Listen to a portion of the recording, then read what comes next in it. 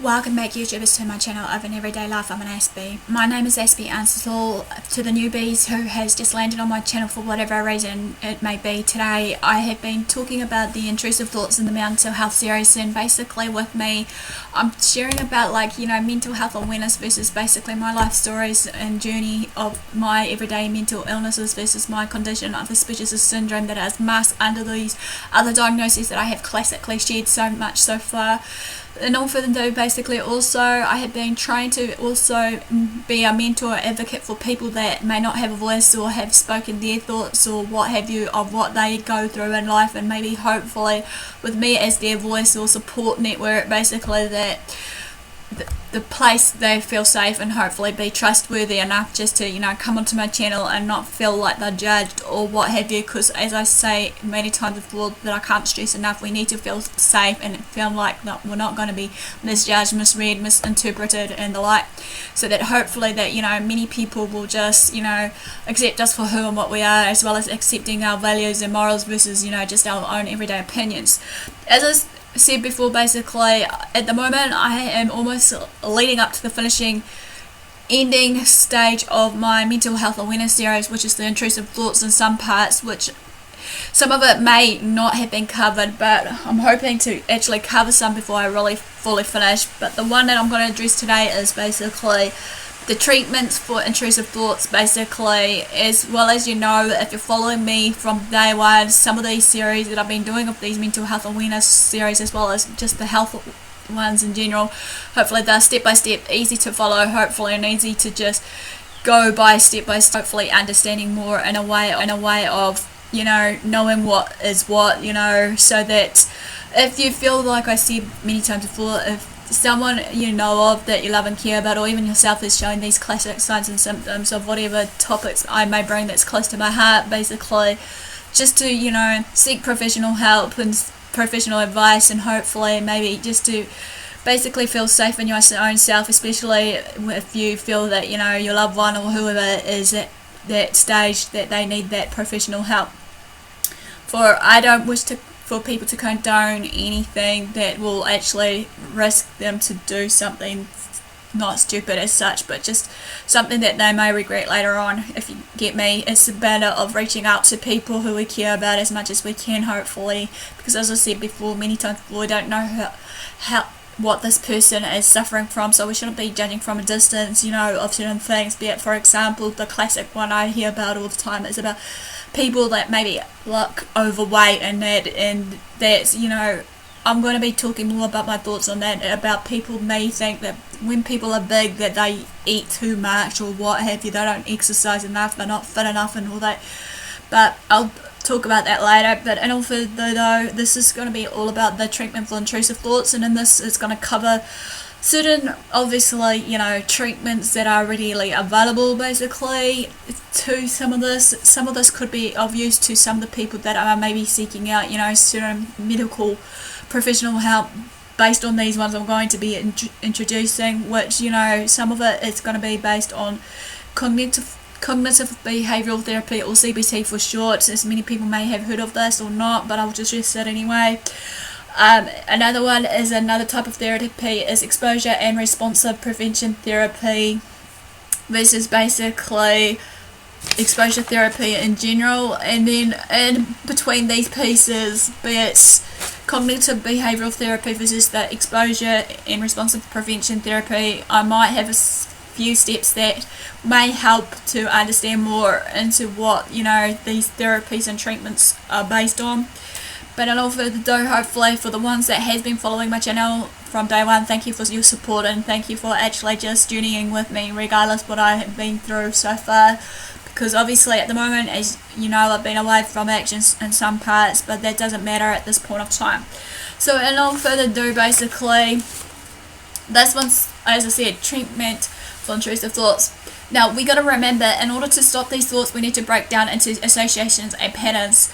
Basically we need to keep calm and also calm down our anxiety levels, because obviously, as I said before, with these intrusive thoughts they must have stemmed somewhere along the way. Be it many people that suffers from anxiety disorders obviously will have this kind of turning point of this chemical imbalance in their brain of of it in their day of living, as well as all these other hormones and all that does come into play with this.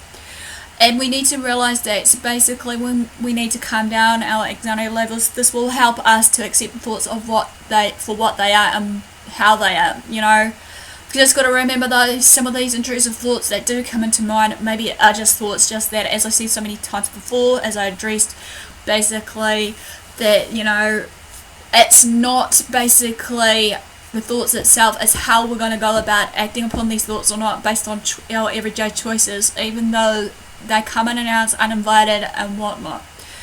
We need to also remember that mindfulness also will help calm down the anxiety that is associated with intrusive thoughts, and will help break down connections between the response we feel in our body and the thoughts, because obviously, you know, the body versus the brain obviously helps one way or another.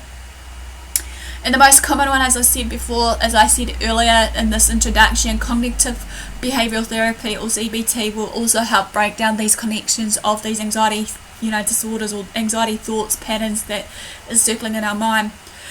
The importance here, though, while I'm introducing a bit of cognitive behavioural therapy, is basically acknowledging that the thoughts basically, and coming out of that thoughts in a most positive way as possible.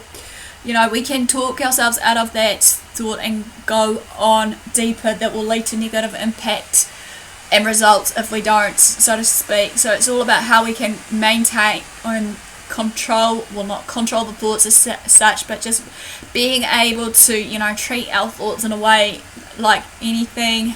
It's all about managing it in a positive way as much as possible. Basically, many people may not agree with me on that part, but that doesn't matter. And all for to do though, also basically in this cognitive thoughts, basically to just get a better understanding here, is for cognitive behavior disorder therapy, shall we say, CBT is basically, you know, used for a lot of variety of anxiety disorders or mental disorders as such, be it your anxiety disorder versus your, you know, the most classic one that has been for, you know, usage of this is not just anxiety as such, but also for people with OCD, PTSD and all those other mental disorders. How it works is basically it will help to solve basically the current problems that are around us, be it in the environmental influential versus just our behavior versus our influential thinking patterns up in our mindset. And also with this involved, it will help the unhelpful thinking and behaviors that is associated with it. Basically, also within this technique, I will acknowledge basically that there maybe some behaviors that can't be controlled by ourselves or controlled through these rational thoughts that are racing through our mind 24 hours a day, 7 days a week. If our mind is racing, 90 miles a minute, I know for a fact with me, whereas I suffer from anxiety, I'm bad for ruminating on some of the thoughts, but I don't act upon it as such. But then again, like many people tend to look at me strangely, and I feel like I need to just not ruminate as such, but just to think it out. And sometimes I'll talk out loud. And many people may think that's nuts. If there's a particular someone that I have a problem with based on my intrusive thoughts, okay, or what have you, if it was like a problematic thing, make sure I try to get that person involved and talk it out with them. Basically, hopefully they'll sit down and listen to you and actually acknowledge, yes, okay, there is a problem that we need to address it maybe together. But sometimes, as I said before, sometimes, and especially in relationships, basically it doesn't always work that way for people that are suffering from mental health disorders, basically, because I've noticed that with me in my day and age of what I've been through past and present, basically. But then again, that's the way it goes, I guess. But then again, like I said in one of my videos about the accountability of the relationship while we're having a mental health disorder, most of us, or every one of us besides us with the mental health disorder, should be able to acknowledge something in there, that there is a problem. Hopefully not trying to fix the person as such, but just to accept some of the things of that person, be it if they have a mental health disorder of some kind, that you can work with it and compromise yourself with it, and the like. Anyway, to continue on before I run out of time, this technique acknowledges that there may be behaviours that can't be controlled through rational thought, but based on prior conditioning from the environment and other external and or internal stimuli, be it your 5 classic senses, that's in, like, you know, your sight, hearing and all that, or the external environment, be it whatever it may be. Okay, the basic steps of the CBT I'll address. Basically, there are 4 for this behavioural assessment of these steps. Number 1, which is really short and brief, is identifying the critical behaviours inside that matter of those intrusive thoughts. Number 2 is determine critical behaviours for frequency, or shall we say behaviours are excess or deficit. So obviously, is it excessive thinking versus just a tiny amount of thinking on those irrational thoughts, or shall we say those intrusive thoughts that comes to mind. Number 3 is evaluate critical behaviours for frequency, duration or intensity. As we know, for some intrusive thoughts, it can last longer than others. Some can be let go easily than others. You know, it's just a matter, as I said, managing it in a right formal way. Number 4, if it was an excess, okay, attempt to decrease the frequencies, duration of or intensity of behaviour. And then the opposite effect is, if it's the deficits that I'm introducing to you all, attempt to increase the behaviours. Over time though, however, CBT has not always not been known as the only therapy, but an umbrella term for all cognitive based therapies or psychotherapies is what I've been reading up on.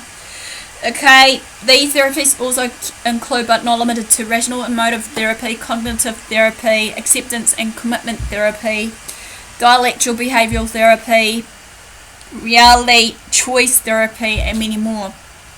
All of these therapies are a blending of cognitive and behaviour based elements, however, but I won't address to those other, you know, therapies that I just read out to you, because obviously I'm just reading the most common one that I've researched, as well as just the ones that I've exchanged to you all. So the last one I want to bring out is like the exposure and responsive preventative therapy. They're also known as habituation or desensitization. Excuse me. This is very useful for treating intrusive thoughts, obviously for people with the milder case of, you know, the intrusive thoughts, which can also be treated with the CBT, like cognitive behaviour therapy, which will then help the patients to identify and manage the unwanted thoughts in the first place.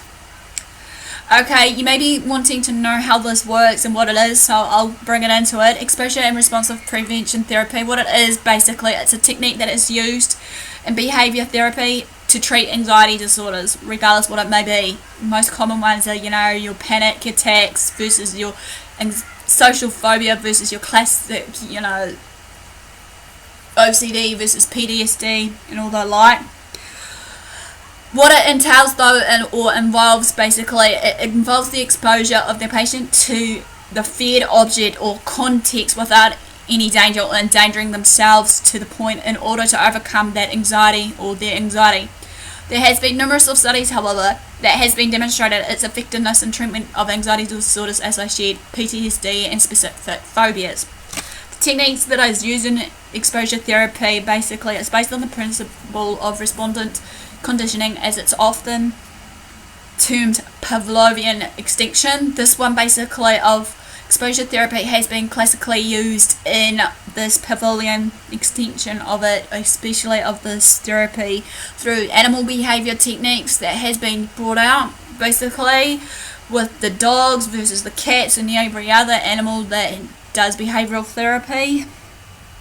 Exposure therapist identifies the cognitions, emotions and psychological arousal that accompanies with the fear-inducing stimulus and tries to break the pattern of escape that maintains the fear, holding that fear back from the patient regardless. So it's about trying to get rid of the fear again. This is done by exposing the pattern to progressively stronger fear-inducing stimuli. Excuse me. Right. There are 3 types, however, of these exposure procedures that are used in this exposure therapy. And basically they are vivo, or the real life therapy. Number 2 is your imaginal therapy, and number 3, interoceptive therapy. I'm going to quickly, briefly address to you all these 3 type therapies before I end this. So how they work. The first technique, which is the Vivo or real life therapy, exposes the patient to actual fear-inducing such situations. A classic one is basically someone that's, has a fear of public speaking. The person may be asked to, present a speech or presentation to a small group of people around them, be it whatever it may be, and then it's just, expose them from that fear, of that general fear. Here's an example, as I shared, fear of public speaking.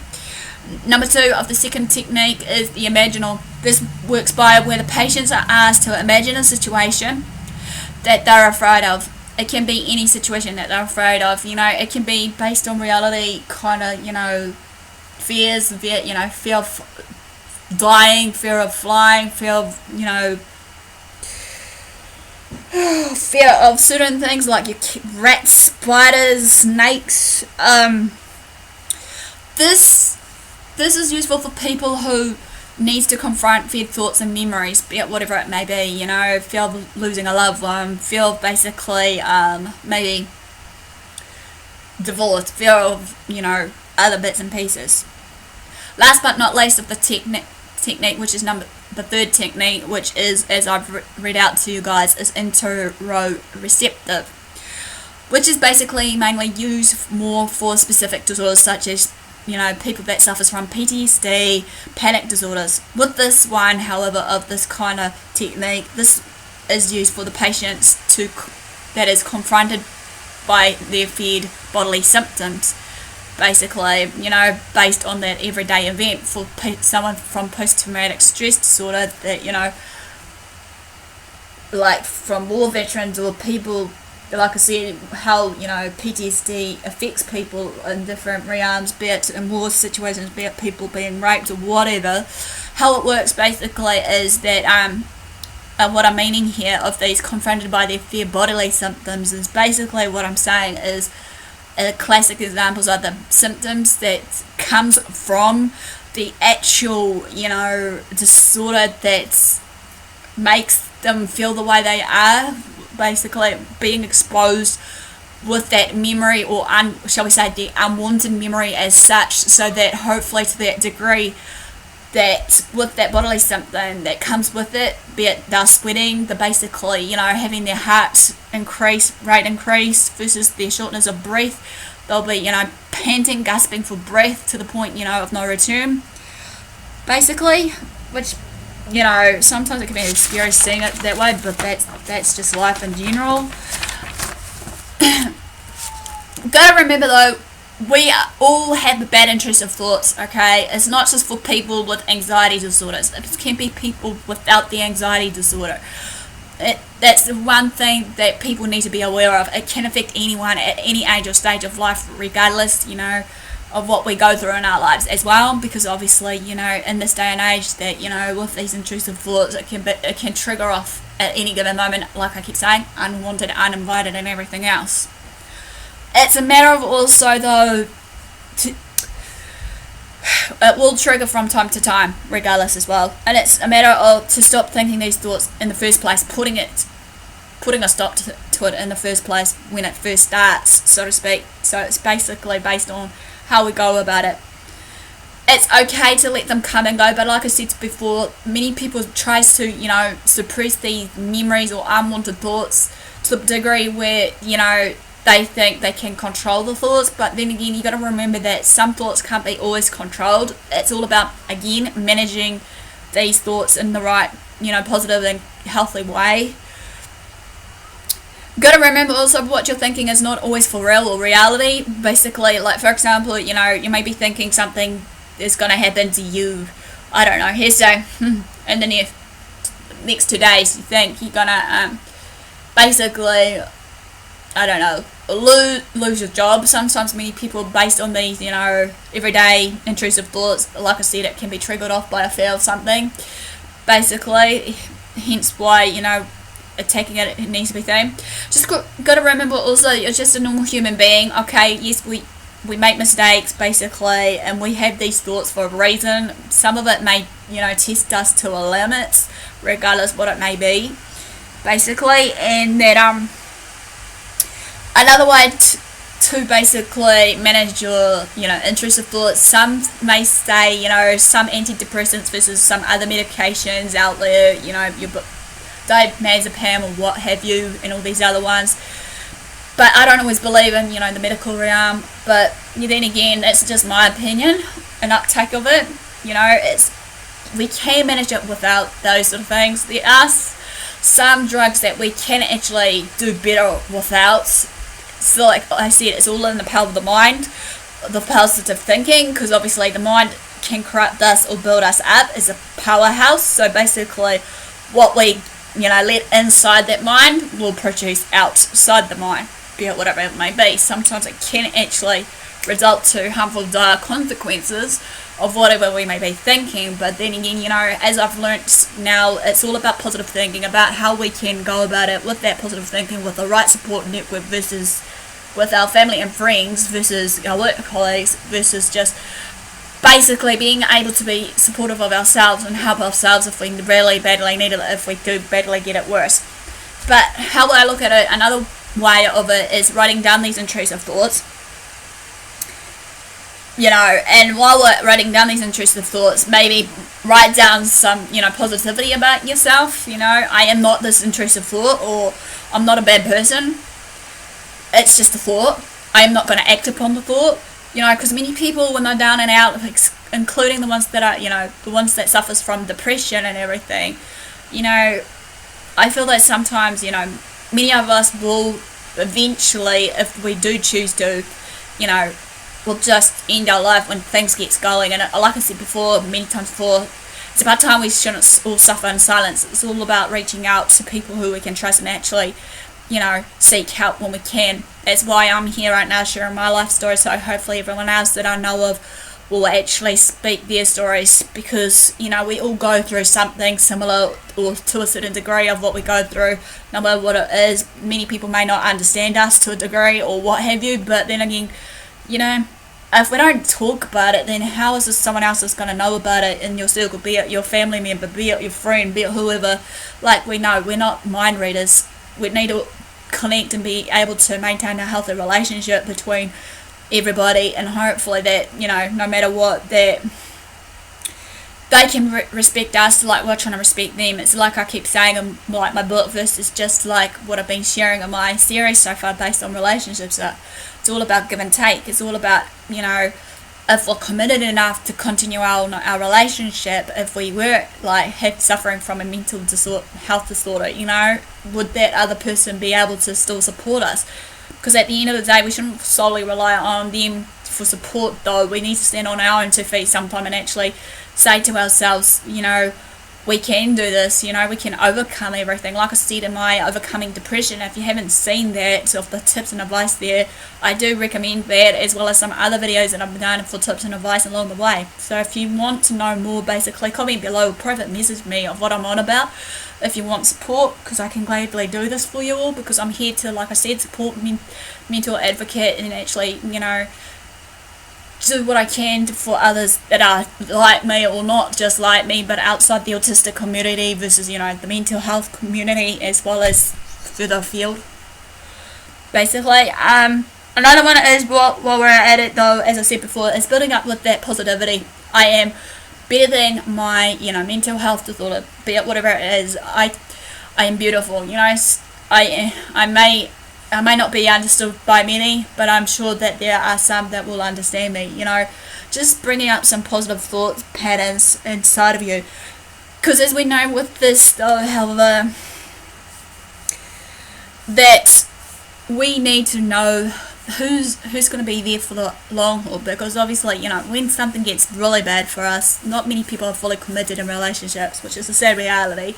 It's what I've seen so many times before. Relationships breaks over some silly nitty gritty thing, be it, oh, she's not worth it anymore because she was too much of a hard work, she's making too many excuses for herself based on her mental health disorder. I've heard that so many freaking times before, and it pisses me off. It's one of my peeves right now while I've been in relationships.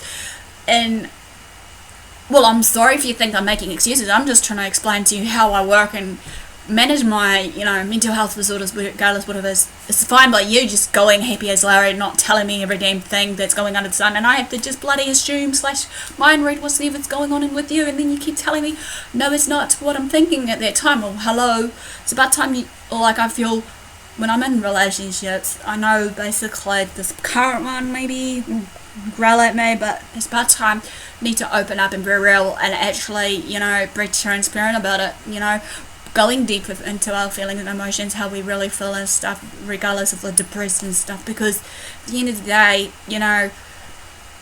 I feel like I've been too real and honest and upfront and loyal, as I've said so many times before, to certain people, and where it's come to the point my mum and especially freaks out that I'm too kind to people and all that, and I may be revealing too much all at once about who I am and what I am, and regardless, maybe she's right in some retrospect.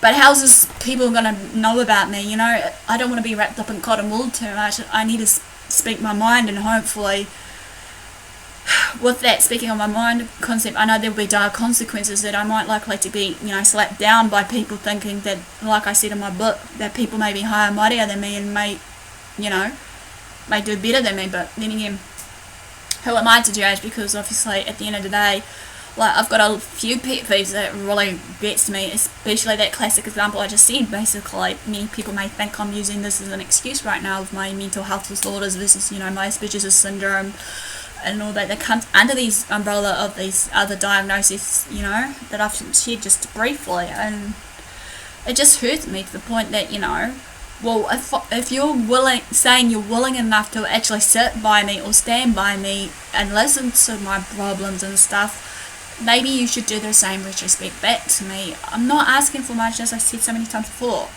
All I'm wanting other people, be it friendships versus relationships, is just being honest with one another, respecting one another, being able to be real, transparent and everything. Even though, I get told sometimes that,